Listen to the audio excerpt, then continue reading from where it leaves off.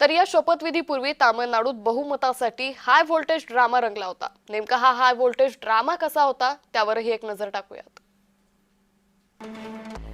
तर बहुमतासाठी हा high voltage drama झाला। अखेर संख्याबळाचा घोळ सुटला। बहुमतासाठी तामिळनाडूत हाय व्होल्टेज ड्रामा झाला। राज्यपालांशी चौथी भेट थलपती विजय यांनी घेतली आणि तिसऱ्यांदा शपथविधीची तयारी करण्यात आली। 4 मे 2026 थलपती विजय यांच्या पक्षाचा 108 जागी विजय झाला।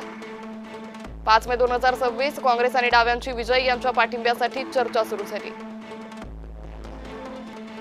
तर 6 मेला थलपती विजय यांच्याकडून राज्यपालांची पहिली भेट घेण्यात आली। बहुमताचा त्यांनी दावा केला। 7 मेला काँग्रेस आणि डाव्यांचा टीव्हीकेला पाठिंबा होता। 8 मेला विजय यांनी दुसऱ्यांदा राज्यपालांची भेट घेतली।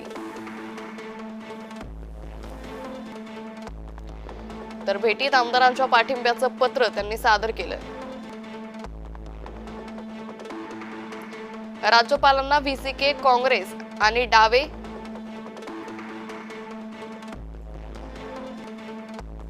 मुस्लिम लीग एएमएमके चा पाठिंबा असल्याचं कळवलं।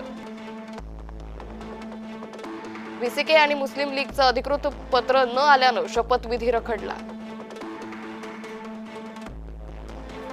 थलपती विजयचा मुख्यमंत्री म्हणून शपथविधी तामिळनाडूचे नवे मुख्यमंत्री थलपती विजय यांनी आज मुख्यमंत्री पदाची शपथ घेतली आहे।